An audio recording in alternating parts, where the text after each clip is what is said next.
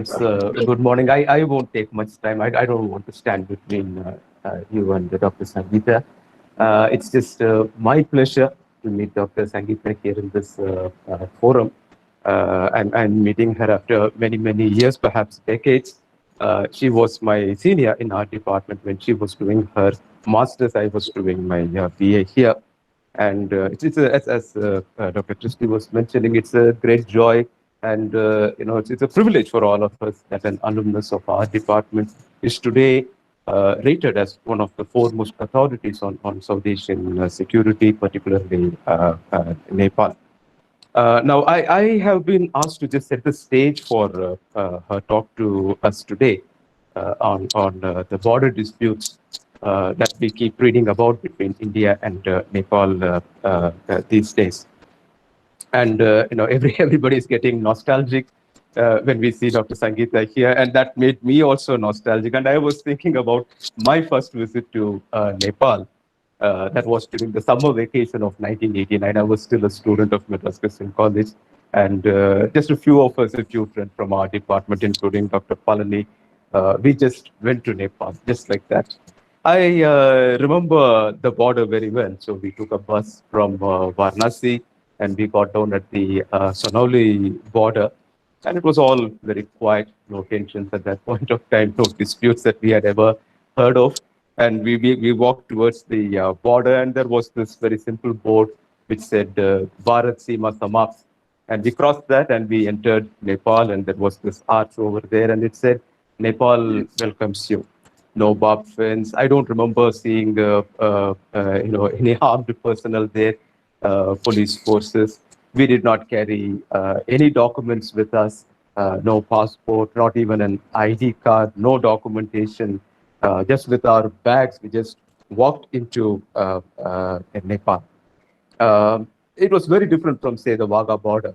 In fact, I would say I have seen more tension on the Tamil Nadu Pondicherry border, if you know what I mean.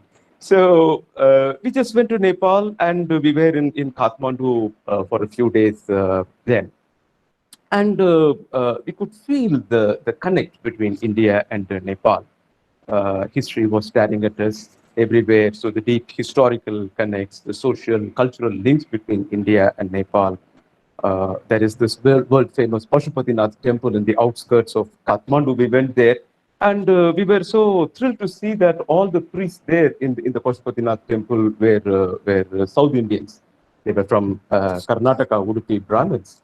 And this was there for many, many centuries. Nepal at that point of time in 1989 was a Hindu kingdom. Virendra was the ruler at that point of time. So I remember going around the Narayanagiri palace, and we were thrilled to know that the ruling dynasty in Nepal it traced its origins to India and had very deep links with India. In fact, we ourselves had a lot of links. We had students from Nepal studying here in MCC at that point of time. We knew people who were in the armed forces, who were Nepalis, but working in the Indian Army. We had some connects with them.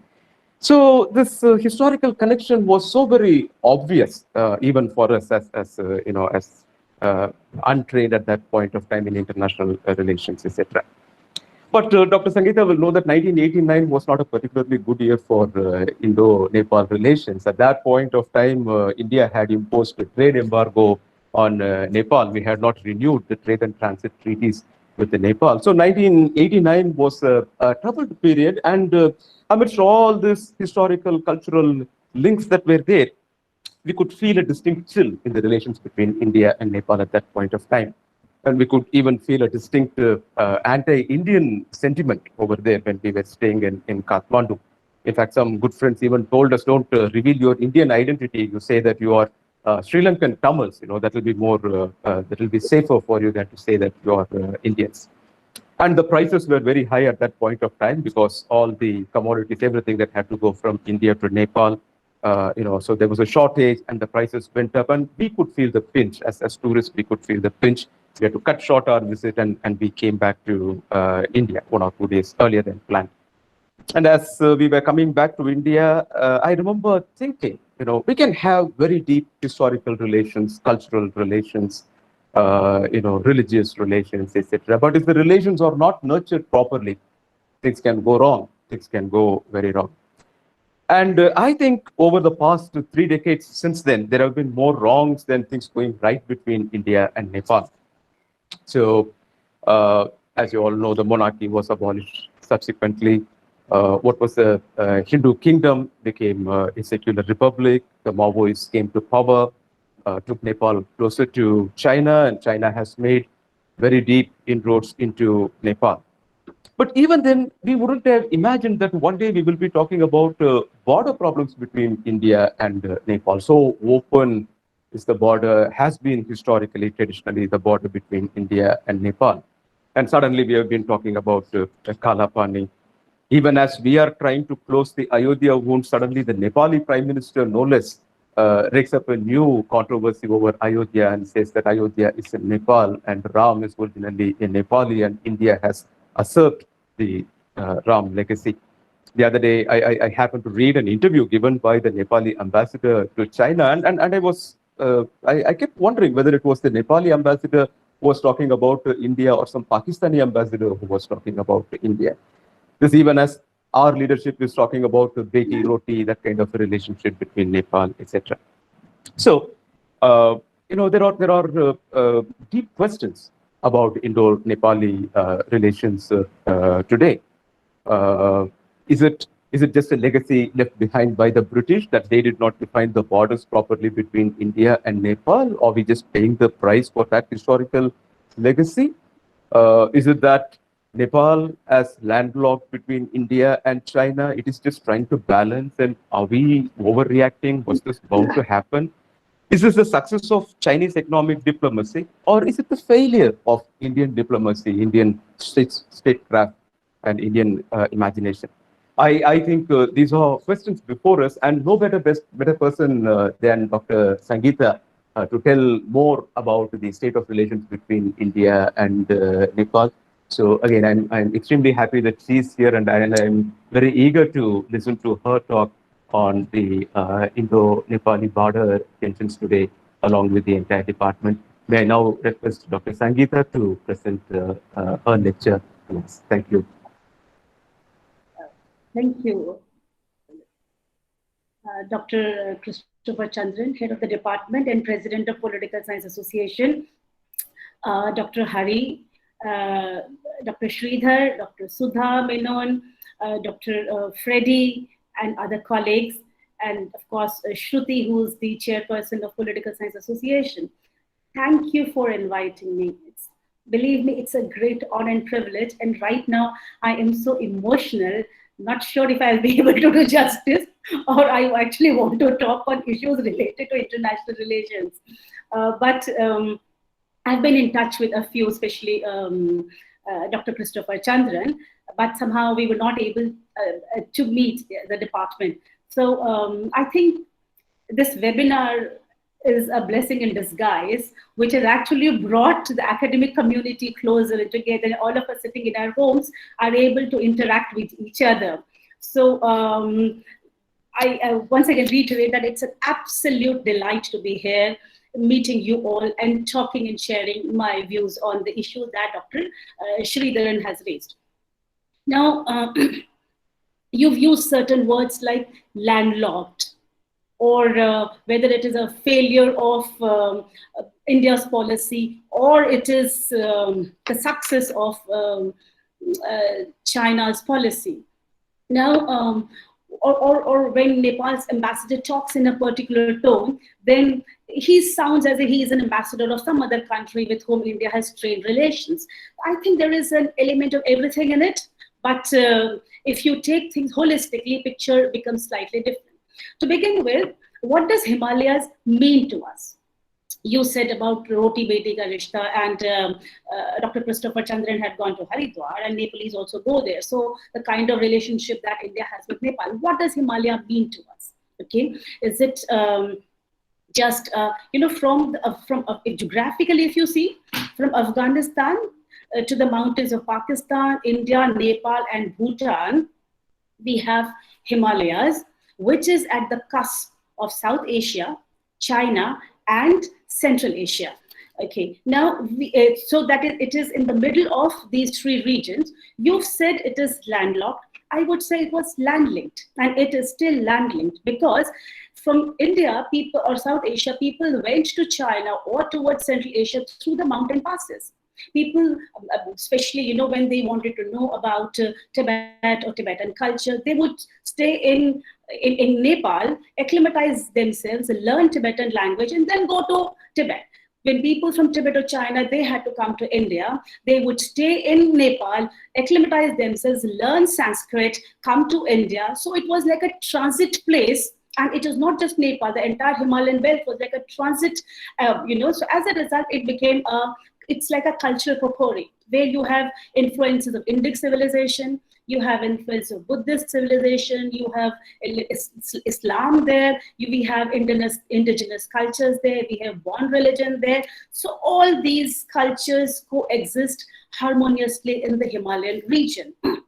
For some, actually, it is a sacred landscape. A lot of people have actually written on this, how it is, for example, Kailash Mansarovar is sacred to Hindus, Buddhists, and Jains. Or you mentioned about Pashupatinath. There is Muktinath also, which is close to Tibetan border, and it's a sacred temple for the Goswami community of Tamil Nadu. I believe it is their deity. So that's the kind of cultural connect we see between India and Nepal, and how Himalayas is a transit between South Asia, China, and Central Asia also. If you look at ancient literature, Himalaya, the term Himalaya was mentioned for the first time in Rig Veda. It states that Himalayas symbolize all the mountains. Now, the concept of Himalayas as a frontier to the north of Indian subcontinent is found in Vishnu Puran. It states that the country south of Himalayas and north of ocean is Bharat. This is how, so now I just said that it is land-linked and how it was fluid, boundaries were there. But in Vishnu Puran, it is mentioned as a frontier, okay, that it defines India's territory in the north. However, Himalayas were later on identified as a buffer zone, and this particular concept came during the time of Britishers, and a buffer to safeguard Indian subcontinent from Russian or Chinese empire. Now, what is a buffer? Buffer is a neutral zone between two nations which have strained relations with each other. So they keep the forces away from each other so that there is no eyeball to eyeball confrontation. So the Himalayan states of, it was of Nepal, Bhutan, or Sikkim had internal autonomy, but the British, through their forward policy, directed their external relations. So the territory of Himalayan states was restrained till the mountains and hills, and the British took control over the place through treaties and arrangements. So various treaties and arrangements were signed between British India and Nepal, Bhutan, Sikkim, Afghanistan, etc., which had security-related clauses also, apart from certain clauses related to social, economic issues. However, once this concept of buffer came into being, it was influenced by geostrategy and geopolitics. I am trying to say how the narrative has changed over the years. Now, the framework thus established by the British with Nepal was continued by the government of India when India became independent. Like, for example, we had certain treaties that were signed with British India and Nepal. We see independent India, when it signed new treaties with Nepal, there's some components of those treaties which exist in the new treaties as well. Secondly, the importance of Nepal, a geostrategic importance of Nepal was enhanced further because India became independent in 1947. In 1949, China became communist and its forces entered Tibet in 1950. So both India and Nepal were perturbed by these kind of political developments that had taken place in the north of Nepal. So as a result, India and Nepal signed a treaty of peace and friendship. Or I would not say, sorry, it was not the result of all these developments, but the treaty had to be signed, right? So we signed a treaty in 1950. Okay, now, what is the characteristic of the border? Before I get into the treaty, India shares 1,751 kilometers of border with Nepal. It is open. As Sridhar said that he and Professor Palani could cross the border without any visa and passport. Now also you do not require visa and passport.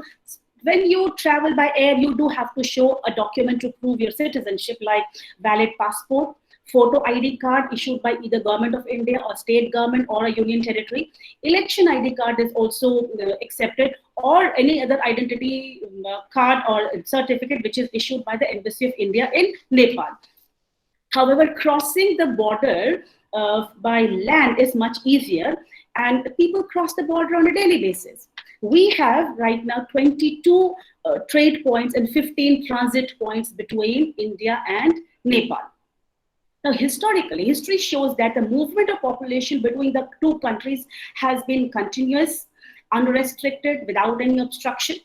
There was no clear demarcation of the territories, and in fact, in 1815 AD, there was no clearly demarcated India-Nepal border, barring a roughly defined line dividing the Tarai region. Tarai is the flatland of Nepal, a region of Nepal from the plains of India. You said Sunauli, it is in the Tarai region. Now, it was the Treaty of Sugauli of 1815 that defined the borders between the two countries. Now, here there is a slight difference. When we talk about Himalayan border, India-China border, you have a different mechanism, a different kind of arrangements that were there.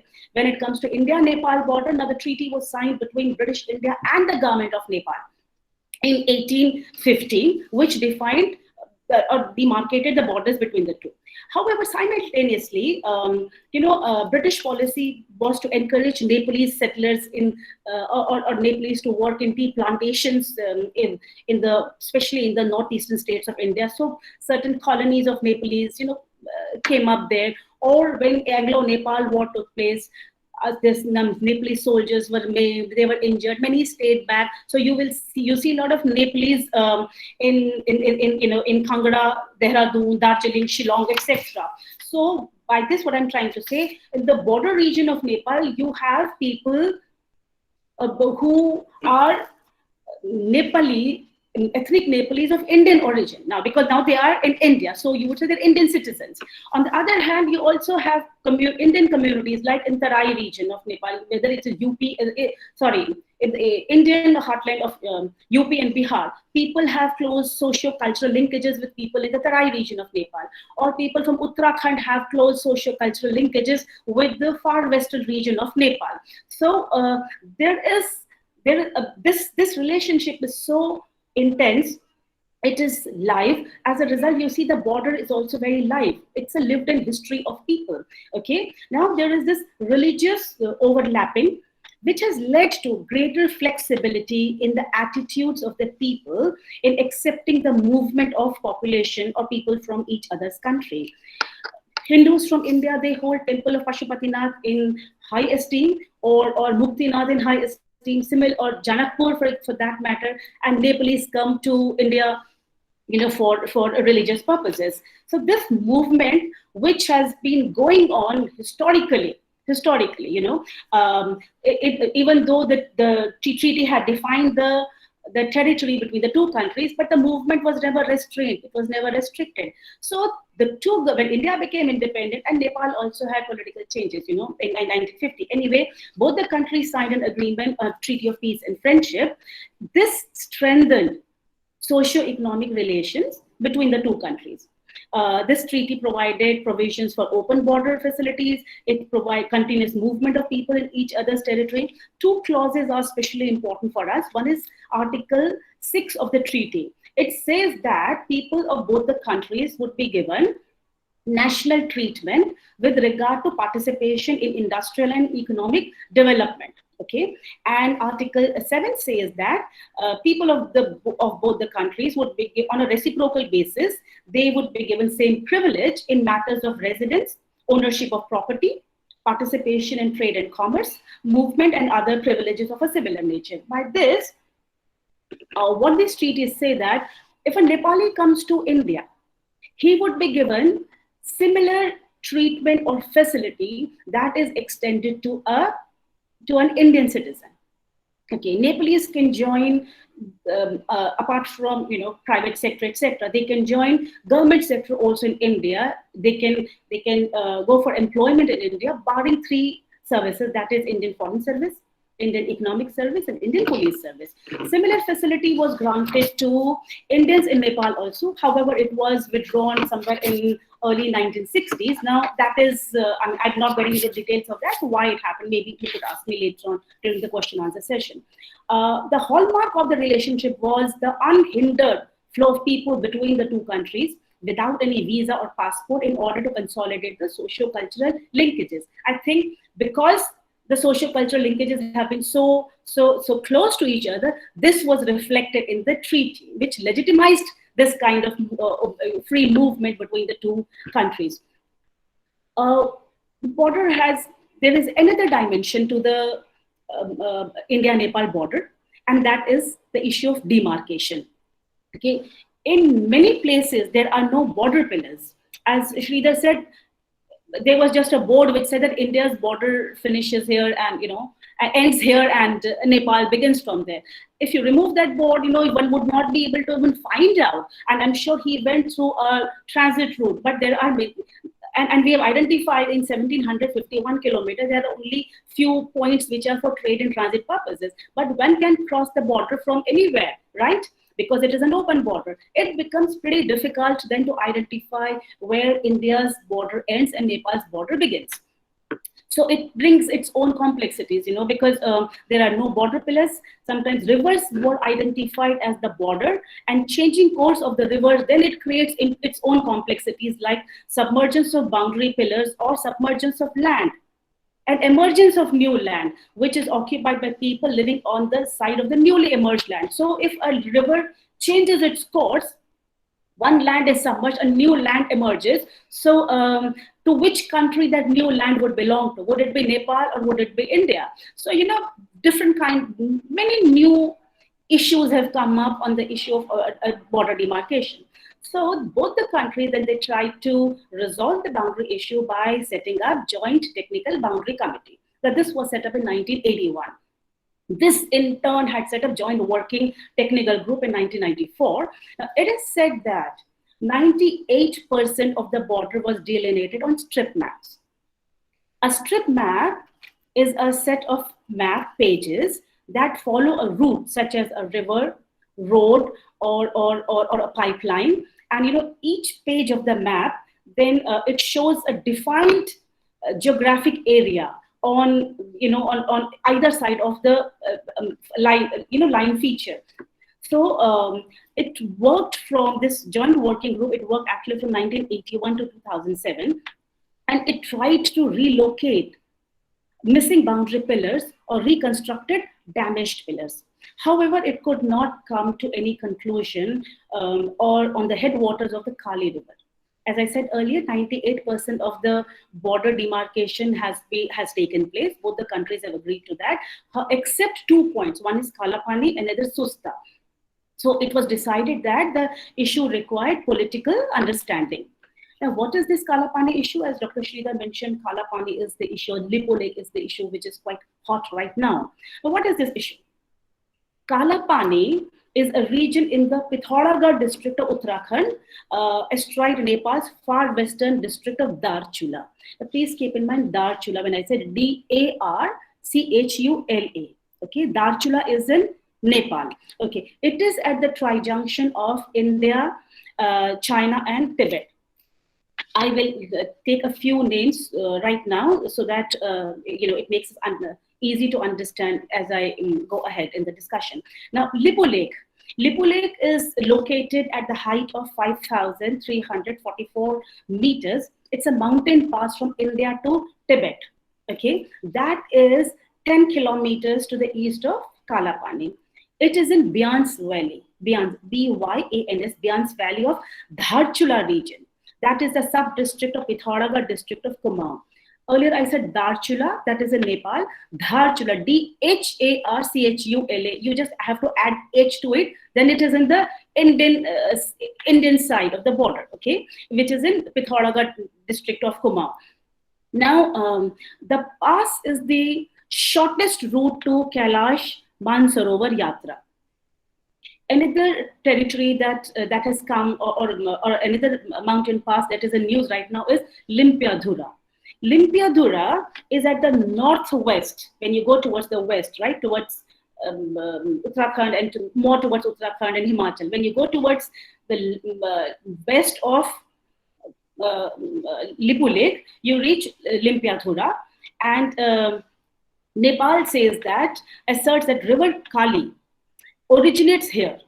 Thus, the area of Kalapani and Lipu Lake belong to it. Nepal asserts that. India asserts that the region belongs to it since the British time.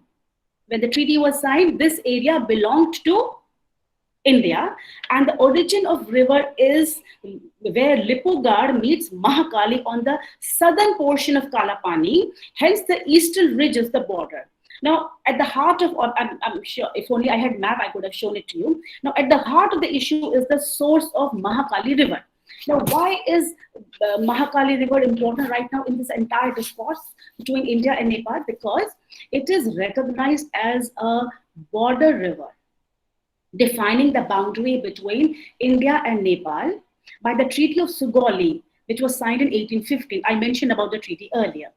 The treaty was signed after the Anglo-Nepal War of 1814, in which Nepal was defeated. You see what had happened? Nepal, under the Gorkha kings, they were expanding their territory eastward, westward, and southward also.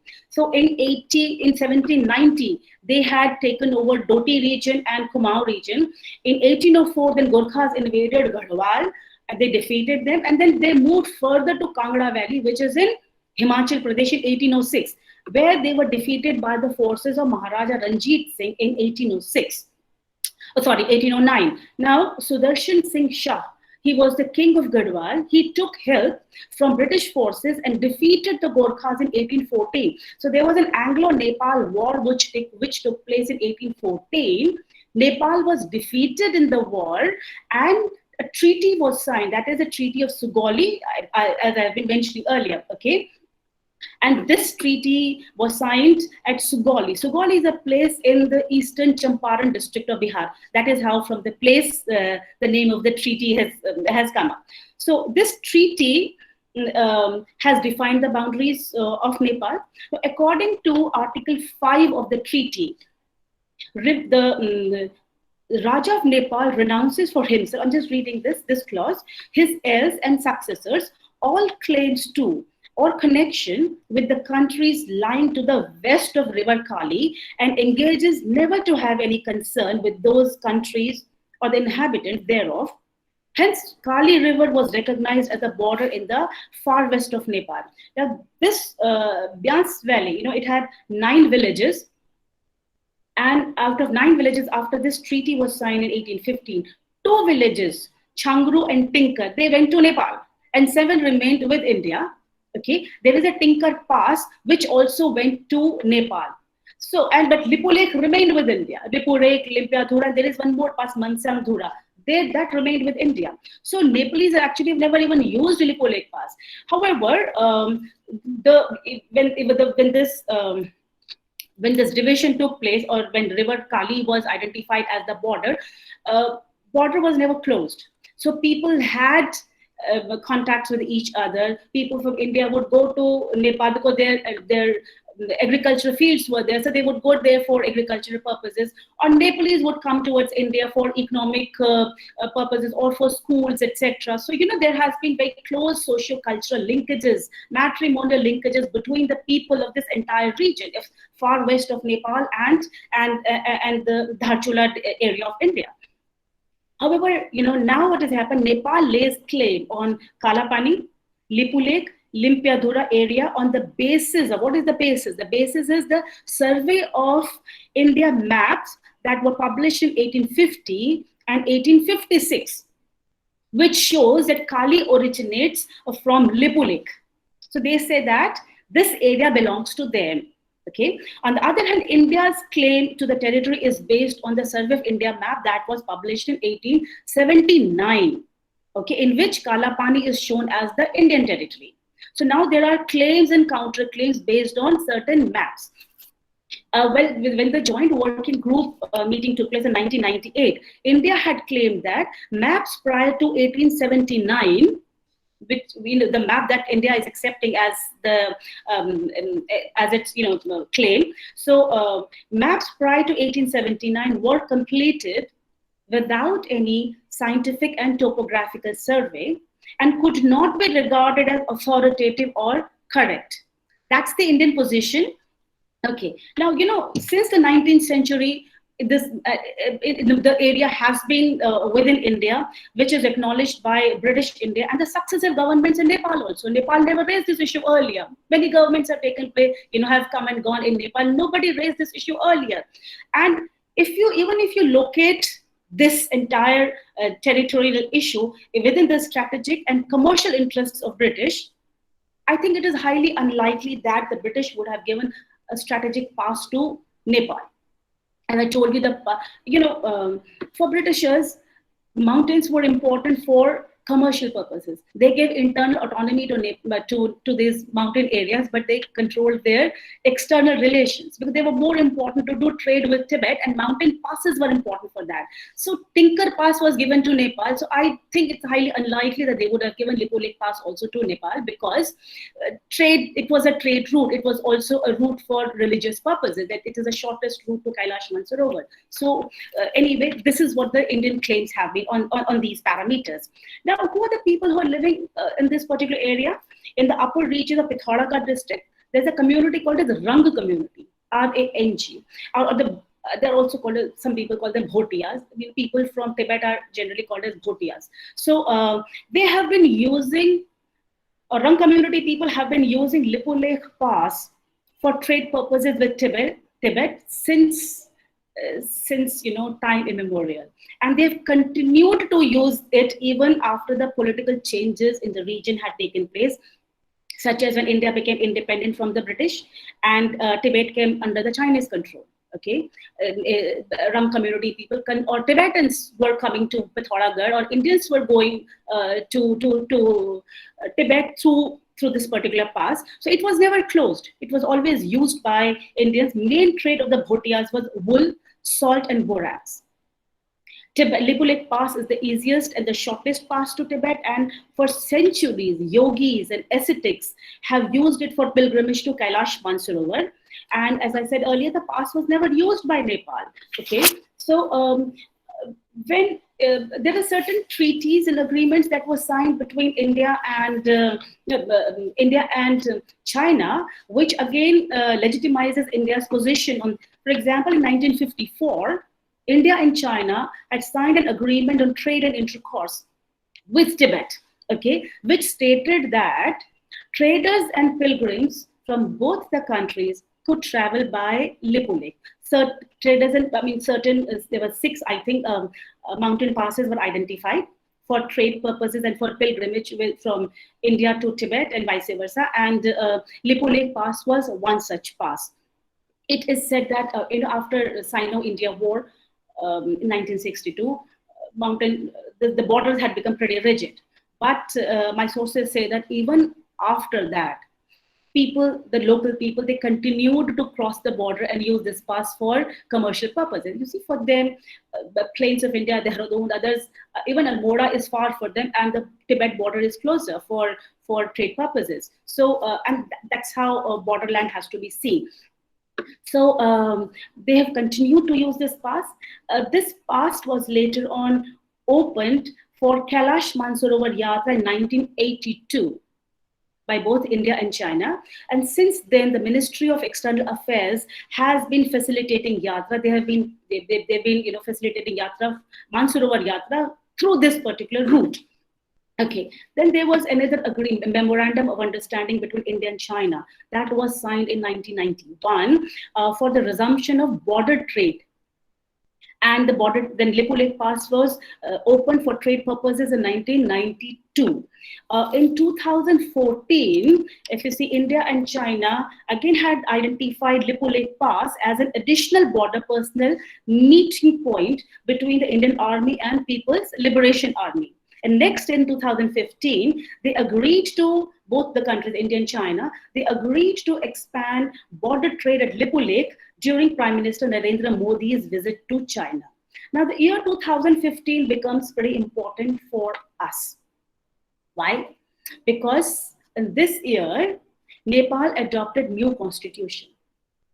Nepal became a federal democratic republic earlier, and then they had a constituent assembly, which took 8 years to write a new constitution. So the new constitution was adopted in 2015. Now, Indian response was that it has noted the new constitution. Okay. Now, because there were many stakeholders who had demanded a new constitution, like people from Madhesh or the flatlands of Nepal, or Janajatis or ethnic nationalities in Nepal. They wanted federalism based on ethnicity. Okay, and they were pretty unhappy with the new constitution. Even before the constitution was promulgated, there were black flag demonstrations. People were protesting against it, and the government of India thought that it could have a spillover effect on India because of the open border, etc. So, Indian response was slightly muted. It said that we have noted that you have written a new constitution. Now, in this politically surcharged atmosphere, left parties pressurized, and at that time, Nepal, this is just before the promulgation of the constitution, when the process was taking place. Prime Minister Sushil Koirala was in power, and India was sending a few emissaries, etc., to Nepal to telling them to go slow on adoption of the constitution. First of all, you take consensus and take all the stakeholders along while adopting the new constitution. So at that point of time, left parties in Nepal, they pressurized Prime Minister Sushil Koirala to adopt the constitution and raise objections on India-China agreement on the expansion of trade at Lippo Lake, because this was agreed when Prime Minister Narendra Modi had gone to China in 2015. And now in 2015, there was voice in Nepal pressurizing the Prime Minister to raise this issue, to raise objection against the agreement that was signed between India and China. In fact, on this issue, Prachanda, he was a Maoist leader. His name is Pushpakamal Dahal, but commonly called as Prachanda. He had written protest letters addressed to Prime Minister Modi and President Xi Jinping, and also to Nepali Prime Minister Sushil Koirala. Now, they were protest letters against the 2015 agreement between India and China. So this was the first time Nepal had linked Lippo Lake with Mahakali. Earlier they had raised the issue of Mahakali, Kalapani area, but Lippo Lake issue was raised for the first time in 2015. In November 2019, another new development took place in India. India had published a new political map reorganizing the state of Jammu and Kashmir. But the external boundaries of India remained the same as it was in 1947. So that actually map hadn't changed except inside, the state of J&K. But Nepal raised an objection to the map while asserting claim over Lippo Lake Pass, Limpiadhura Pass, and in between Mangsadhura Pass, along with Gunji, Nabi, and Kute villages. And I explained, the importance of these places earlier. So Nepal raised it raised an objection to the map and also asserted its claim over these Indian territory. Now the objection became loud after Defense Minister Rajnath Singh inaugurated Dharchula Lippo Lake Road. Now this is the road which was the Kacha road earlier, and people were using this road for Kailash Mansarovar purposes. So this road was now made a Pakka road, and it is an 80-kilometer long road that starts from Ghatyabghar in Dharchula in India, and ends at Lippo Lake. Last 5 kilometers of the road is yet to be completed. Nepal asserted that the road passed through its territory. There were heightened passions within Nepal on the issue of territory. People said that, well, road couldn't have been constructed in a year or overnight, so they must have taken some time. And when India was constructing this road, what was government of Nepal doing? Why were they keeping quiet at that time, and why are they raising objection now? Some even burned the effigy of Prime Minister KP Sharma Oli, accusing him of not taking timely measures to counter Indian project. Some but some in Nepal also criticized Prime Minister Oli for raising this jingoistic nationalism to overcome criticisms of inefficiency in governance or ineffective measures to deal with COVID-19, because the timing of Nepal raising this issue was very important. And then, nevertheless, majority of the Nepali people in all the political parties, believe me, including people from political parties from Madhesh, they have sided with the voice of nationalism and applauded government of Nepal for taking stern measures on the issue of territory and boundary. Now, Nepal had raised this issue of Kalapani for the first time in 1997, when India and Nepal had signed a treaty on Pancheshwar multi-purpose project. It's a hydropower project in the far western district of Nepal and towards the Pithoragarh district of India. So it was signed at that time, and one of the treaty mentioned that Mahakali is a boundary river on major stretches between the two countries. So the opposition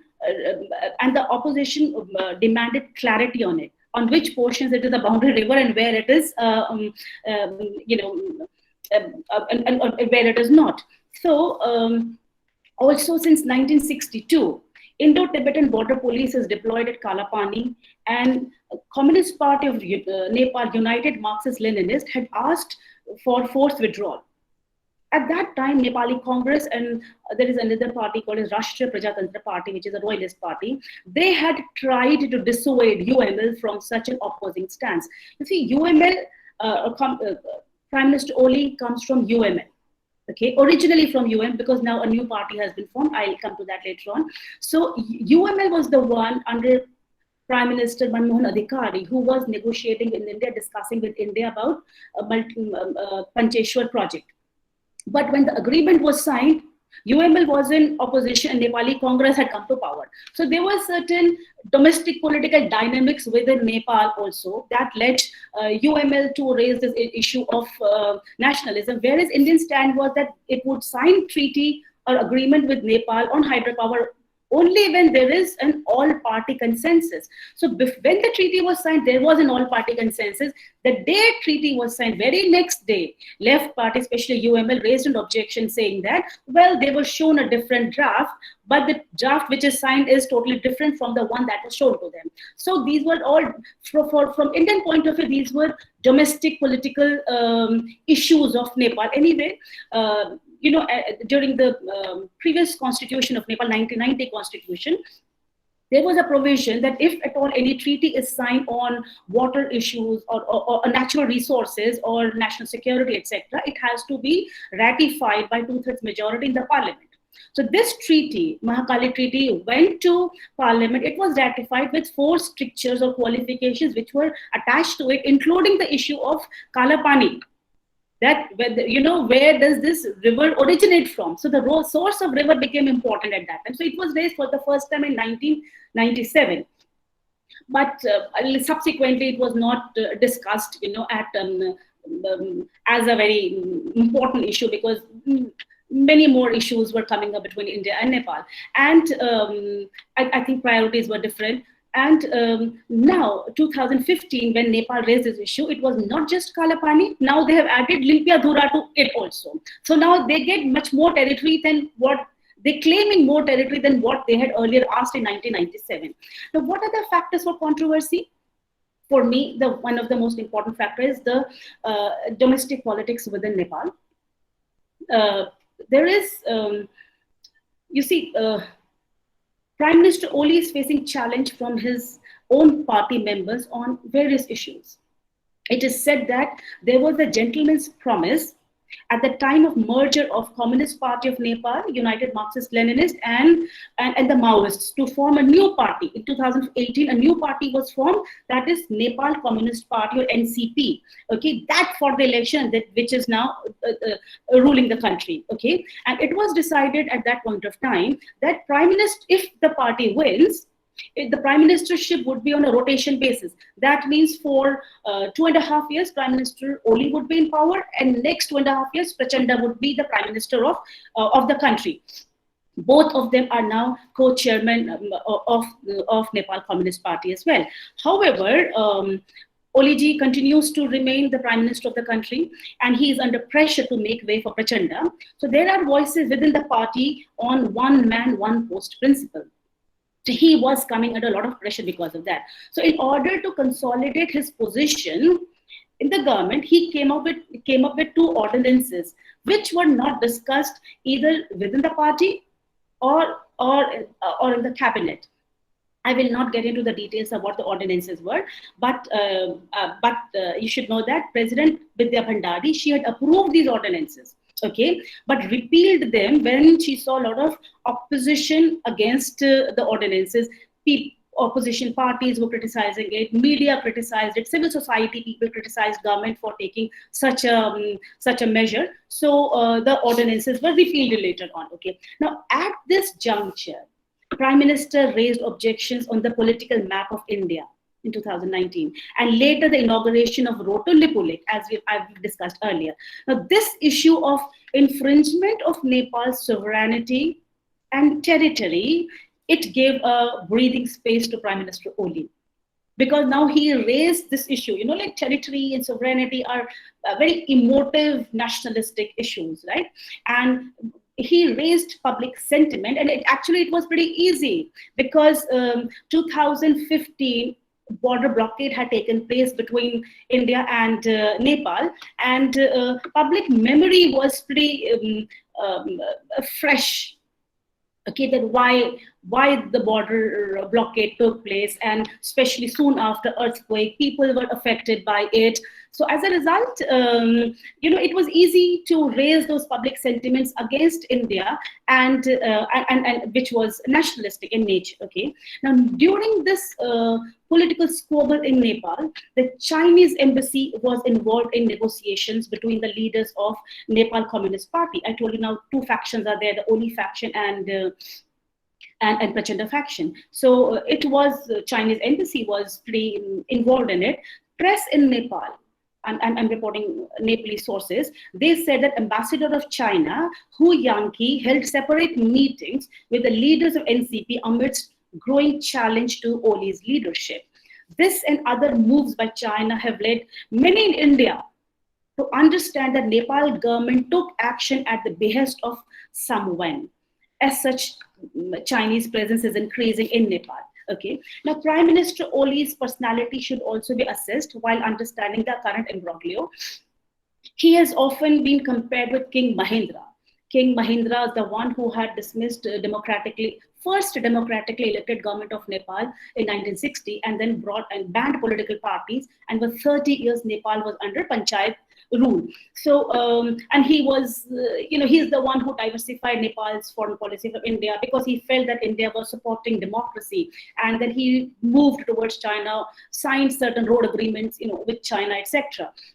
So, and that was during his time, there was a rise of Nepali nationalism and the policy of using China as a balancer against India. Now, Oli has taken this comparison, I think, pretty seriously, and has used this strategy successfully to his advantage. He was unhappy with the fall of his government in 2016. He was prime minister in 2016.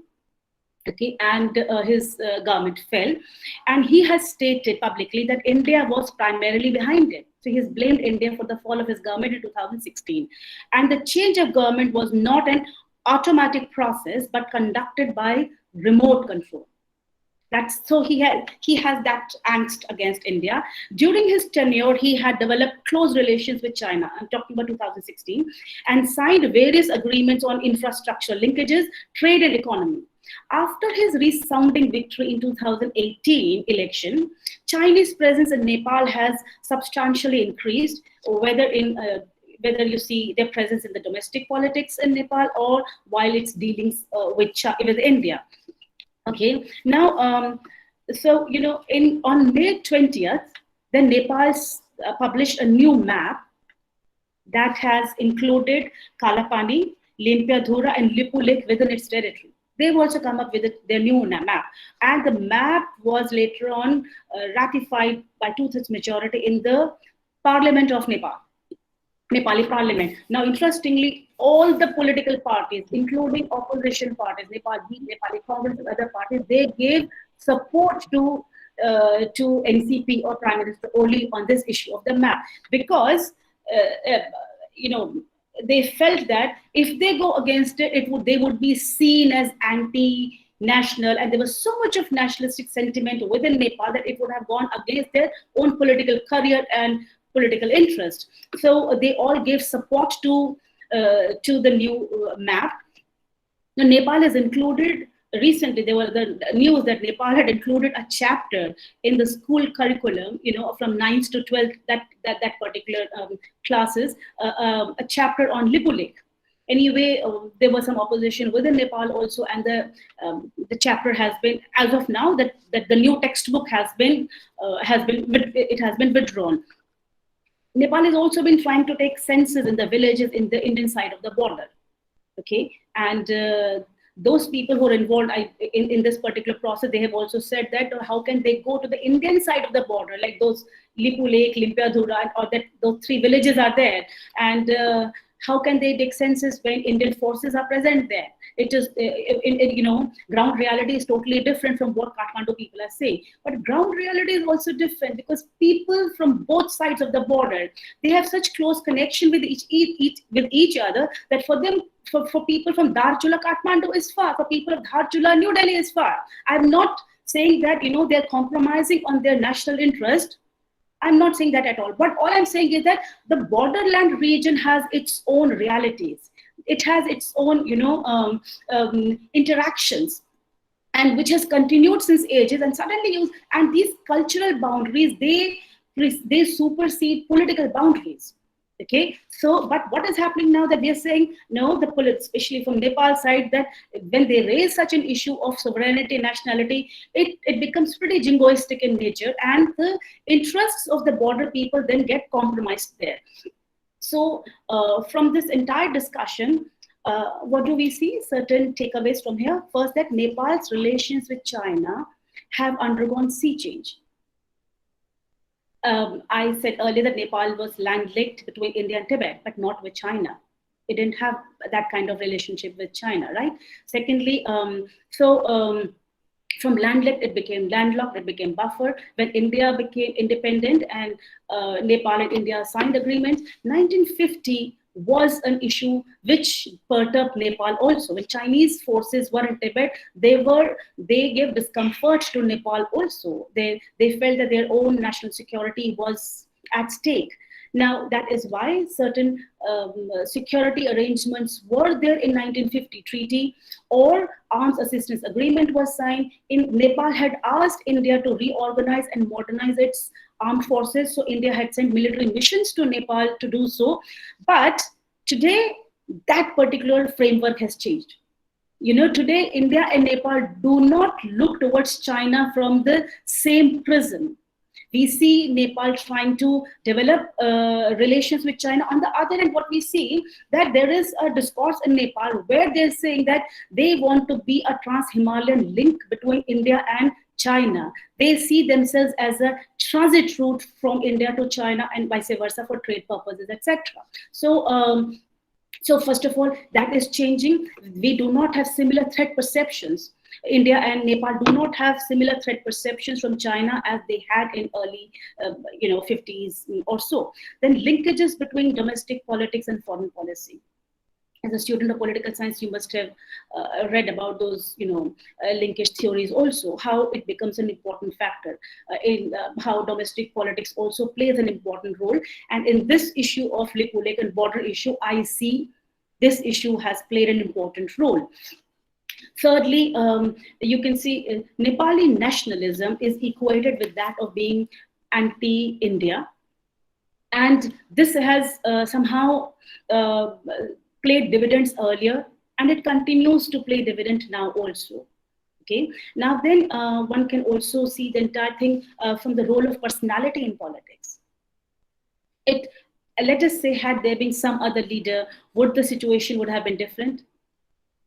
Probably yes, probably no, but this is something that one can look further.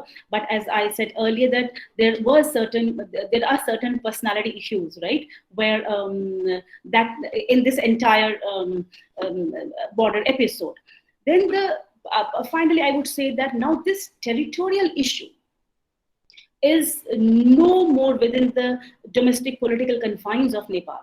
Okay, the support of all the political parties and people of Nepal have now, it has restrained or constricted the space for any government to ignore it. Neither the government, any subsequent government in Nepal can ignore it, or governments in India can ignore it. This is an issue which is there, and you need to, if not today, then tomorrow or some other day, you have to negotiate and try to resolve this particular issue. Because if it is left unresolved, any interested actor could use it for domestic political gains, especially in the case of Nepal. Okay, as such, the political actors in Nepal have used India for domestic political consumption. But this entire discourse, in this entire dispute, local people are nowhere. Their voices is not heard. People who have daily interactions with each other, who have socio-economic linkages with each other, for whom the mainland is far away, as you know, their voice is not heard. They're just absent in this entire discourse. So any discussion on the Himalayan border is incomplete without taking the people along. I would and I would say at the end that this issue needs political outcomes and political solutions. That it cannot be resolved just by setting up another committee or joint working group, because it has taken a political dimension to it, and it is through political maturity of the leaders of both the countries, they got to sit and resolve this particular issue. I'll end my presentation here, and would love to take any questions.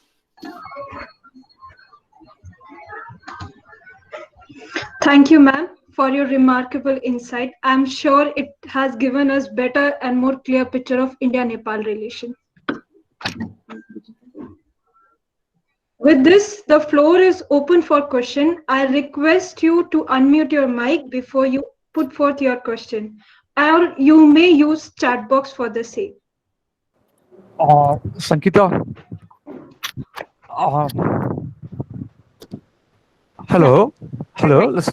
Yeah, Sankita, you're listening to me? Yes, I am. Yeah, it's a very good lecture. I feel like rather reading 12 books or 13 books on the subject. I have no idea about this, anything with the Nepal or anything with the border. I've not been to this place. But it is making me to visit that particular place, either to Pashupatinath, for some reason or other. When I go yes, it is a very interesting lecture. Thank you very much. Thank you, Hari. Next time when I go to Nepal, I will inform you beforehand. Yeah. Yeah, definitely. Thank you.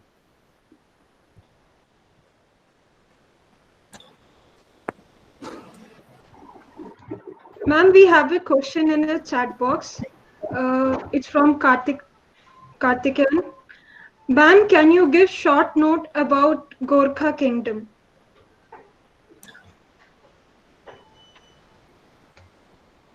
Okay. Nepal had various principalities, okay, various kingdoms. So Gorkha came, it's a long history, but Gorkha kings, the first king was King Narayan Shah. From Gorkha is one principality in the western side of Nepal, and from there he expanded his army and he controlled, he defeated those kings of those principalities and brought them together. And then he is the father of the modern Nepal. The Nepal that we see today, it was by Gorkhas. They ruled the country from 1769 till the monarchy was defeated. In between 400 years, there was a rule of Rana prime ministers, also the house of Thapas, Ranas, etc. Prime ministers also there. But Gorkha kings continued to remain in power, and they are the ones who, with their forces, when they were expanding and controlling different principalities, their forces went all the way till Kangra Valley in Himachal Pradesh. They had taken control over Sikkim. They went till Teesta River, okay, and they came down towards the Bihar border as well. However, after the Anglo-Nepal War, those territories which Gorkha kings rather, they had conquered, they were taken back, and the modern territory of Nepal that you see, it was demarcated, and it came into existence in 1815. The kings ruled for some time. In 1950, in Nepal, education began in 1940 only, when people from Nepal started raising a voice for democracy. Okay, because Rana's prime ministers were considered as autocratic, they were considered as authoritarian, and they had good relationship with British India. Okay, now in India, the Indian national movement was going on. Many Nepalese were studying in India. They participated in Indian national movement. For example, Keralas or left leaders. Nepali Congress was set up in India. Nepal Communist Party was set up in India. So when many of them, when they started the movement for democracy in Nepal, Indian socialists also gave support to them. And in that movement, King of Nepal, King Tribhuvan, was considered as a symbol. They said that Rana rule should be removed, democracy should be there, but they didn't want to remove king. The king continued to remain as the king of Nepal. Okay? Now he ruled for some time, for 5 years. In 1955 or so, we see that his son King Mahendra came to power, and King Mahendra later on in 1960 he took the control, and that's also called a royal takeover, where when King didn't have good relationship with India because of that, and then for 30 years there was panchayat rule in Nepal, and 1970 or so we had King Virendra who came to power. Now, after his assassination, when we see, or when he was killed, not assassination, sorry, it's not the right word, but he was, the entire family was murdered. King Gyanendra came to power, and this time, when people's movement took place and for democracy, King had also taken power in his hand. So King Gyanendra had taken power in his hand. But this time, people, political parties, and civil society, they said, do away with the Gorkha king. Okay, because the king from 1990 onwards, even though he had constitutional power, but he was more active than what the constitution, had, what it had envisioned. So it was an active king, that is politically active. So King Gyanendra was removed from power, and now today we have democracy. So the Gorkha king's history goes from 1769 to this time when Nepal, had a new constitution, and that's it. It's a very vibrant. Their competition is immense, actually. But at the same time, people felt that they needed more voice, their own voice. Things are changing globally, where people are called talk for democracy and other things. I mean, it's a huge debate. Maybe I need one more lecture to discuss the contribution as well as criticism on Gorkha things. Dr. Sangeeta, it was a very fascinating lecture, very detailed. Thank you very much. As you were rightly pointing out, the Nepali nationalism is anti-India. What I still fail to understand is, why would it be so much anti-India and not anti-China, despite Tibet? As you pointed out, Nepal's relations were with Tibet rather than with China, and Tibet then becomes a part of China.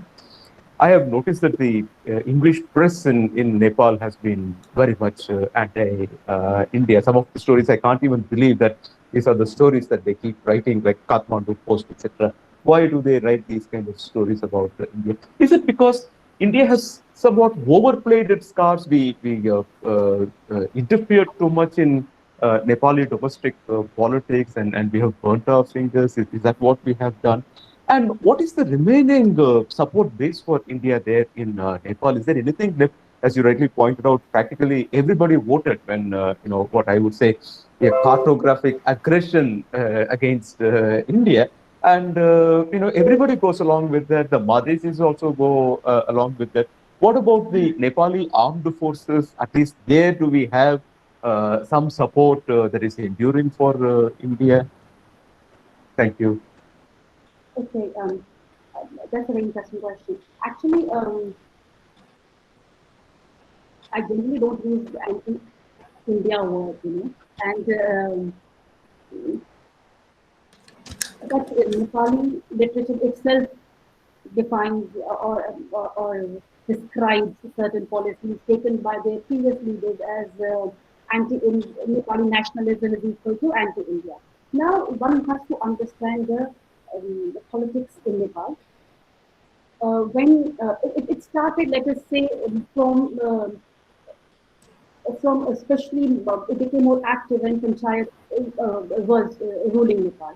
Not that between 1950 to 55 also is a time period when we see some people raising objections on implementation issues when they went to Nepal or on issues of the 1950 treaty. So, be it king or political party, they raise slogans against India or when their own interests are hurt. For example, the one who is in power, when it signs an agreement with India, those in opposition immediately raise the slogan of sovereignty, nationality, and we've seen that over the years it has happened. Over the years it has happened. When Nepal asked India for help, let us say, I'm going way back in history, when they asked for Indian military nations to reorganize their army, and there were valid reasons for them to do so. They wanted to modernize their army. Okay, now let us say there were 25,000 soldiers. From there, they came down to well-equipped, well-trained 6,000 soldiers. So those who were no more within the force, they were of course out of service, so they were dissatisfied. So it is easy then to um, raise slogans against India because you have some people who would be supporting you. So at no point of time, even now also, at no point of time you will have same people giving support to the government. It depends who is in power and who's supporting them, and who is in the opposition. So basically, it is within the domestic politics. So it will be wrong to say that all the people are anti-India, all the people are pro-India. Today, a group which is raising slogans against India, you will see the same group actually supporting India, when they are in power. So I actually don't even take this issue too seriously. However, on this issue of map, when all the political parties supported the present government, despite opposing him on various other issues, despite opposing him on ordinances, etc. Right? And he was getting opposed from within his own party. They supported because this was an issue of Nepali nationalism, and Nepalese were pretty hurt by the border blockade that had taken place. So you had earlier mentioned about 1989 border blockade, right? And I think that's the time you had gone to Nepal. There is a difference between 89 and 2015. In 1989, when border, in India, we do not call it as border blockade.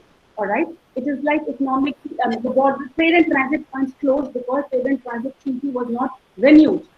So even though as per international law, one trade and one transit point should be given, India had given 2 trade and 2 transit points to Nepal, from where 90% of the trade and transit goes.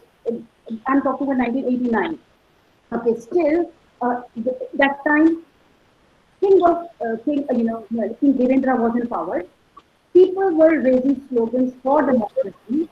Okay, and they didn't raise slogans against India. They raised slogans against King Devendra, that he has created such a situation where Treaty of Trade and Transit has not renewed, because just a year before that Nepal had got arms from China in 1988, and 89 this Treaty of Trade and Transit with India it collapsed, okay, because it was not renewed. So at that time, people raised different kind of slogans. In 2015, now you do not have kings, you have political parties in Nepal, okay, and so their ire is not towards because you see, when king was there, India supports democracy, political parties in Nepal support democracy, so there was something which was bringing the two together. Now that particular question is not there. There is no one particular factor which is bringing them together. So you see what is happening. It is people then started this time. They raised slogans against India. Their ire, their anger, their anxieties were emerging from India. Why has India something like this? Because Nepal had experienced earthquake, and soon after that there was border blockade. So I think, and within 5 years now a new map comes up. It is very difficult then for any other political party to compromise their political standing. It will be like a harakiri for them. So then they all give individually. Many of them have told us that we had to do so. There was no other option but to give support to Prime Minister only. But today, there are people on the road who are criticizing Prime Minister only for the kind of things that are taking place like on Shimla, where they say that China has taken certain territory of Nepal and they have constructed certain roads. So same kind of people are there, who are raising slogans like that as well. So to within court to say anti-India it would be too much actually. That would be the correct assessment here.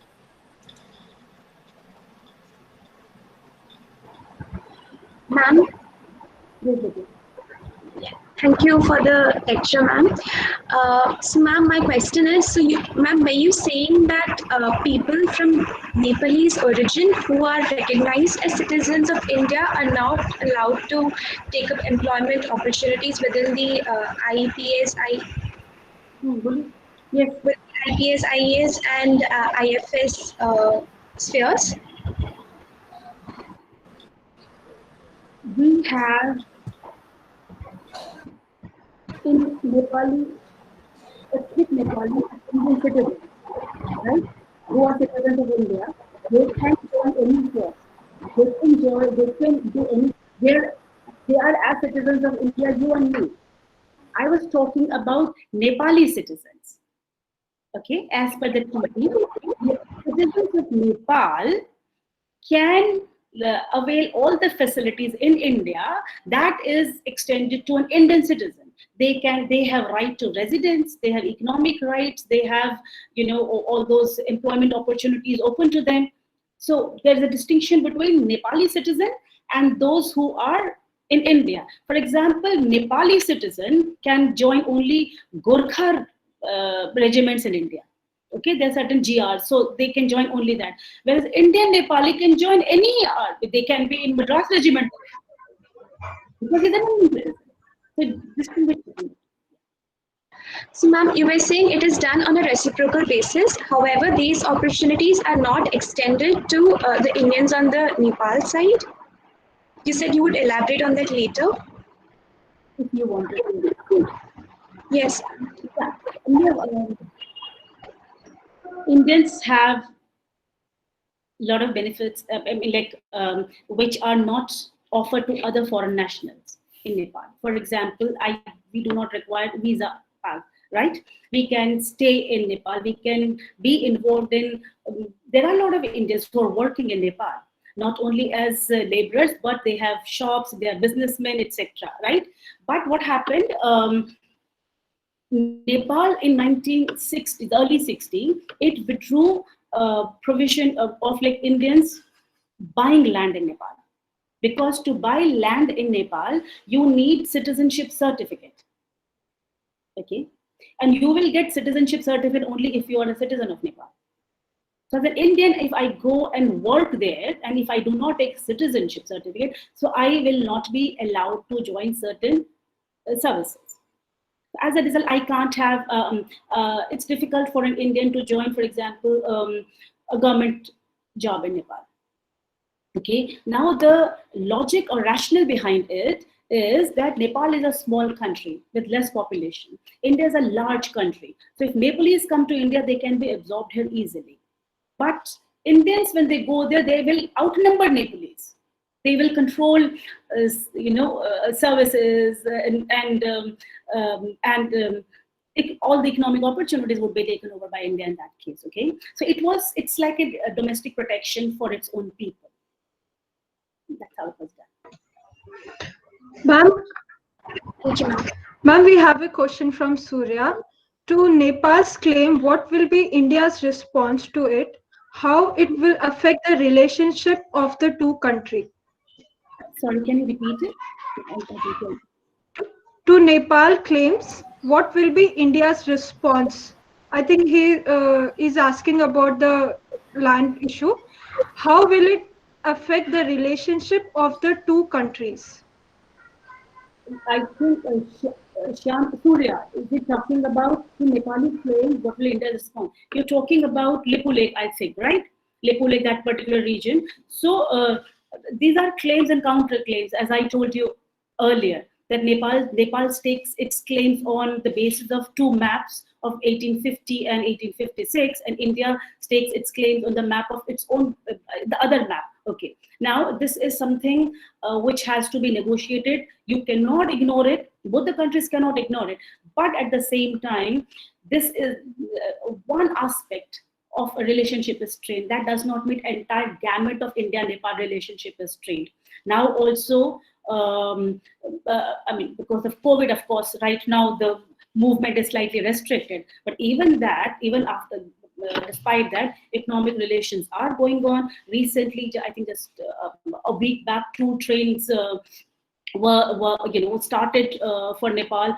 India has made oil pipeline for Nepal. So that level, when Prime Minister Oli had actually called Prime Minister Modi on our Independence Day and later on his birthday. So one aspect of relationship or one border issue is disputed, that doesn't mean entire relationship is strained.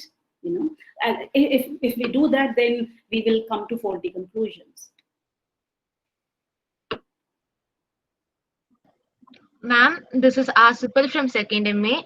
I have a couple of questions. My first question is about, you were speaking about the 1960, how Mahendra, the king, made a shift towards China. So can we narrow down to a conclusion that Indians were barred to have the access for public employment in Nepal just because that King Mahendra wanted to save his empire from the rising nationalism? So that's my first question in 1960s. And the second question is, in August last, I think the survey department of Nepal came up saying that nearly 7 border districts of Nepal are being occupied by Chinese forces there. So will this put a favorable situation for India to take an upper hand over the relations in Nepal over China? Coming to the second question first, I think I did mention it earlier also, that people in Nepal are criticizing right now. They have protested in front of Chinese embassy in Kathmandu, and they are saying that government of Nepal should come clearly on this particular issue, because survey department has mentioned it. So this is right now an issue which, because we do not have the statement coming from the government of Nepal on this. Will it give India an upper hand?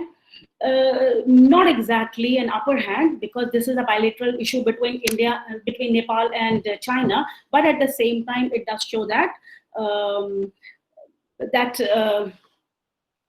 Nepal has, has border issue not only with India but also with China, and it has to deal with. Let us see how actually it deals with China on the border issue. Okay, and accordingly, then response would be there. But however, as of now, India wouldn't be.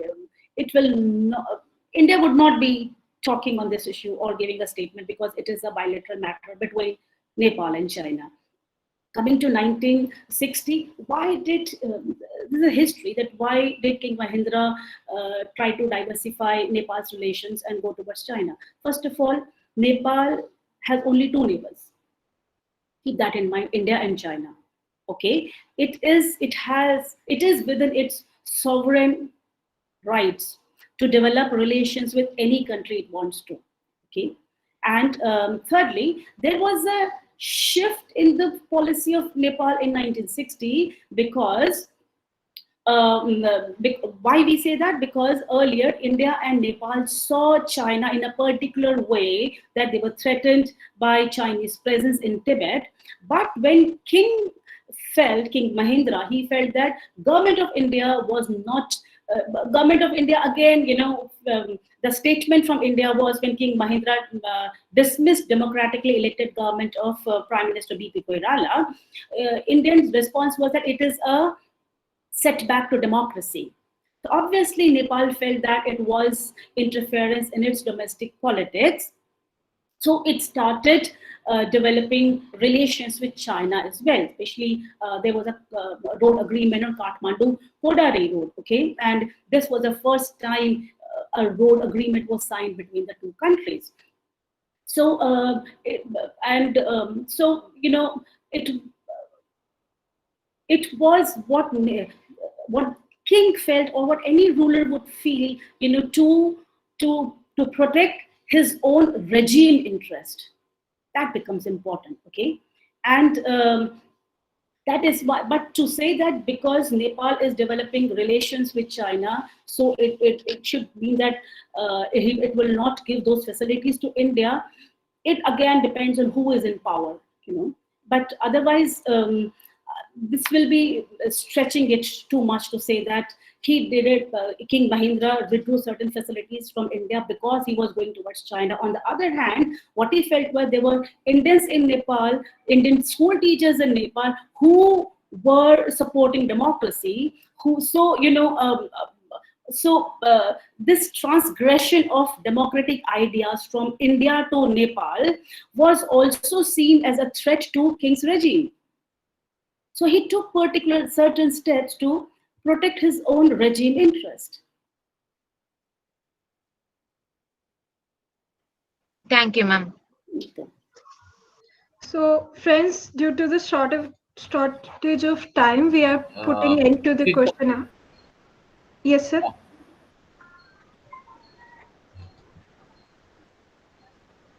Written only because I think Dr. Sangeeta has been talking from 11:50, and if only she was here in person, we could have given her Madhu's coffee and lime juice and vegetable cutlet.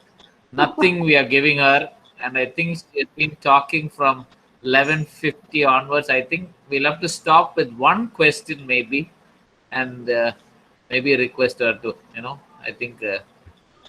Will that be fine, Dr. Sangeeta? Yeah, absolutely. Okay. Okay. The last question is from, please read, Ruchika. Yes, sir.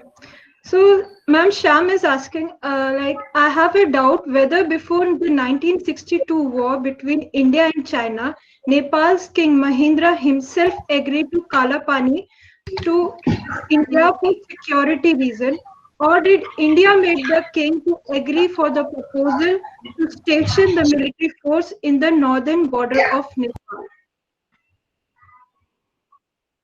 Shyam, I will not be able to comment on that because I really do not know. There are claims and counterclaims on it. Okay, but Indian side says that Indian forces have been stationed in that point, that area from 1947 onwards. That is what the Indian claim is. And Nepal says that it was Prime Minister Nehru had taken permission from King Mahendra to station its forces there. We have not seen any primary data on that. I do not know because there is no communication that we have seen as of now. So for me, it is just claims and counterclaims. Once things become public, it will be easy for me to comment on that. Thank you, ma'am. Thank you for this clarification. Thank you. Okay. Thank you very much, ma'am, for responding to our question with such clarity and patience. Thank you all for your participation. Before we close, I request Shekit from second VA to kindly propose the vote of thanks. Good afternoon, everyone. Firstly, I thank the Lord God for making today's event a resounding success. It was only due to His grace that we were able to organize this lecture. On behalf of the Association of Political Science, I extend my sincere gratitude to our speaker, Dr. Sangeeta Taplial. Thank you, ma'am, for your time and the deeply insightful lecture. I'd also like to thank the faculty and fellow students of the department for joining us today. Thank you. Thank you. Thank you very much.